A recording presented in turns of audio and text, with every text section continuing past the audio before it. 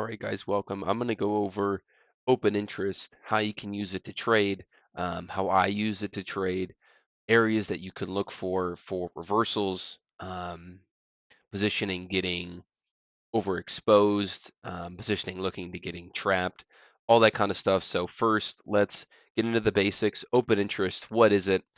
All open interest does is it tracks the number of open contracts on, let's say, Bitcoin. So most people trade like Bitcoin perpetuals. And on the perpetuals, if you open up one long, that would reflect in the open interest. So basically, it just aggregates all of the open positions and it will put them on this kind of, I use aggregation, which some people isn't as good, but I think with all the exchanges now and the different volumes, I think it's helpful. I do look at Binance as well. Um, but yeah, so basically, high level, what is it? All it is just the number of open contracts um, on the futures or perpetuals for Bitcoin, and you can use it obviously on any different. I use it on Solana, use it on ETH. So yeah, so that's a basic outline of what it is, and then kind of the basic heuristic. I'm sure you've heard this before, but like if price goes up and OI goes up, so that'll be basically longs opening. You guys can see this here. Like if we have price goes down and OI goes up, that's shorts opening. We have a good example. Not really. Most time price goes down, it's open interest. But so if price goes down, OI goes up, shorts opening. If price goes up and OI goes down, shorts are closing. And then if we have price goes down and OI goes down, we have longs closing. But I mean, basically all you have to know, you don't have to memorize that. Just look at the open interest and you want to see, is it following price? Is it not following price? What is price doing in relation to open interest? How fast is open interest rising or falling? All that kind of stuff is what you want to be paying attention to. This other, minute details, I don't think matter as much. Over time, it used to be even better than it is now. As more institutions come in, they do the basis trade or they just collect funding. Open interest is not going to matter as much because they're running delta neutral strategies. And what does that mean? That there's going to be too much noise in open interest because you won't know if they're opening it because they really have a directional bias or just because they're hedging something out.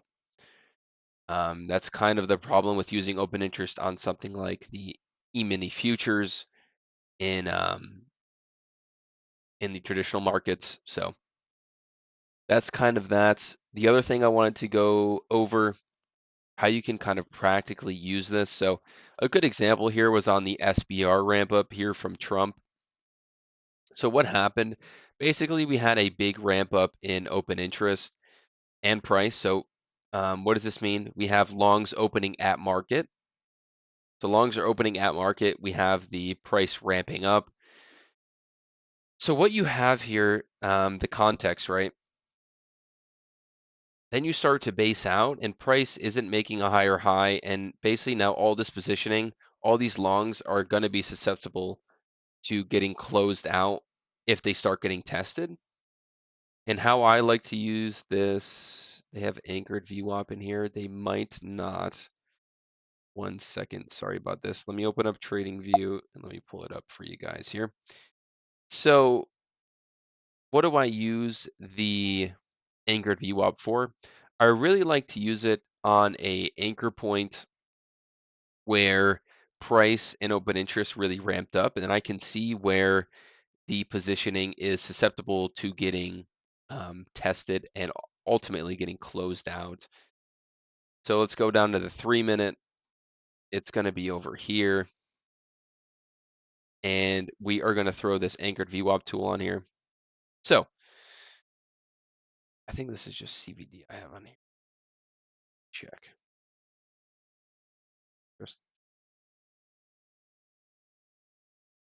I mean, that's why I don't really use it on finance anymore, just because it's not as reliable as I've gone through it a little bit more. Anyways, so what do we have here? So if you go back to this chart, you'll see basically this is the anchored VWAP. It slopes up like this, and it comes into this level, and then it breaks right here, right? Then look at where the open interest really starts to nuke, guys, right when that anchored VWAP breaks. So that's something I really like to do. Does it give you a trade? It could. Not really, though, because you need the context of where we are. Again, Sunday scam pump, um, no real follow through in the market. We're going into CME Open. We have some SPX weakness on the open. And what do we see on, I think this was Monday, and we just get total reversal of the move. And you can kind of see this whole open interest, it gets totally reversed, and we actually break the lows. So of open interest, which doesn't matter as much, but that's the context on this ramp up thing that I like to use. I like to use anchored VWAPs, especially on like the news pumps, and you have ramp ups and open interest. Where is that pain point for other traders? Because that can be an opportunity for you to take the other side. They have to exit. You know they're long, so they're going to be short, or they're going to be sellers on the way out, and that'll push price down. All right, another example. Here we have kind of a bottoming pattern, but this is an example where open interest wasn't as good, right? So we get the open interest wipe, and you would think, okay, that's the bottom. But no, sorry.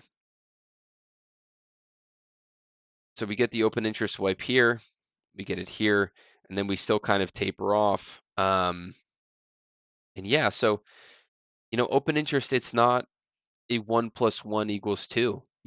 We could get the open interest blowout, and we just keep going lower if if people want to short. What probably built up here, it looks like more longs, right? And then they just got rinsed again. So it's not 1 to 1, but let's go over some more examples. Recently, all right. So recently, you guys can see this was the CPI trade. Again, this is like one of my favorite trades. We get crowded positioning into the high, it sweeps a local high, and then we instantly, if you're watching the SPX, again, this is more confluence. If you're watching the SPX, we came up, we didn't clear, or we didn't have any follow through really. So we trap everybody above the high, open interest ramps up, right? Everyone gets long, and then we instantly nuke them into this local low, and open interest gets wiped. Then, what did you see on the bottom here, guys? Again, you can think about this is like the range, right? We come into the range low, open interest gets wiped even lower than this, right? I mean, obviously price did go lower, but open interest went lower, relative to where this one bottomed and we had a nuke. It's pretty similar on the levels. So that would have been a good reversal area.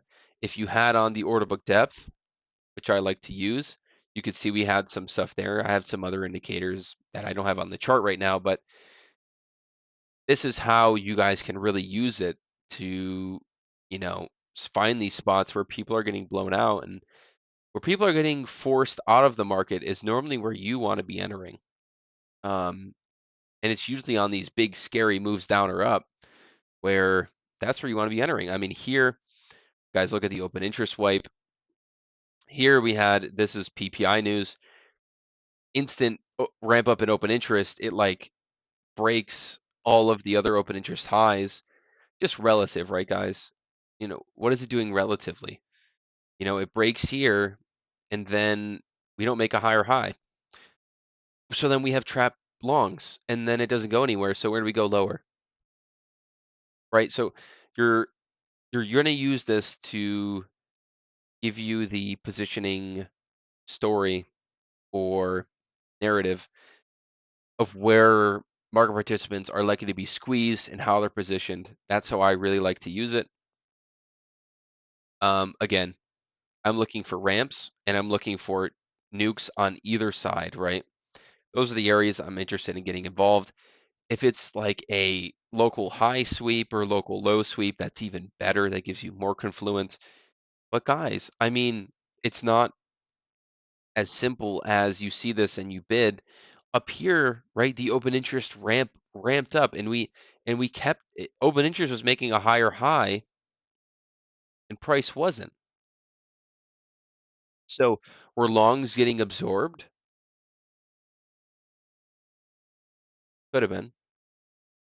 But I mean, that's just that's the more nuanced take. I want you guys to take away from it that you really have to look back and start looking at these examples because it is very nuanced. You're not going to have these easy 1+1 examples, especially now that it's getting hard to trade. The Citadel, market makers out for your stops. They're not, but it'll just make it harder to intraday trade because the open interest won't be as clear anymore, at least in my opinion. That'll happen over time. So that is exactly how I use open interest. Let me check my notes. I don't think I left anything off. Guys, open interest is not a complicated indicator. Um, I will make a video on how you can use longer term open interest, but this is shorter term. Oh, before I go, I do like to make these meme ranges on open interest. When we are in a range environment like this, all it shows me, guys, is the relative positioning based on the other moves, right? So this one, we can see it didn't break anything, but it made a higher high in open interest, right? We can use that as another confluence factor. So it might sound cringe. You're not doing TA on it. You're just comparing relative levels. You know, that's all you're doing. So it's like it's like doing TA on the VIX. Obviously, TA on the VIX doesn't work, technical analysis, but you're just comparing the relative moves. You could throw like an RSI indicator on here. You could throw like a Bollinger Band indicator on open interest, and that'll give you the same thing, right? You're just looking for the extended blowout moves compared to where it was before. And I think that's everything I wanted to cover. If you guys have any questions at all about open interest, throw them in the comments. But this is literally exactly how I trade it. So I'm not leaving anything off the table. All right. Thanks for watching, guys.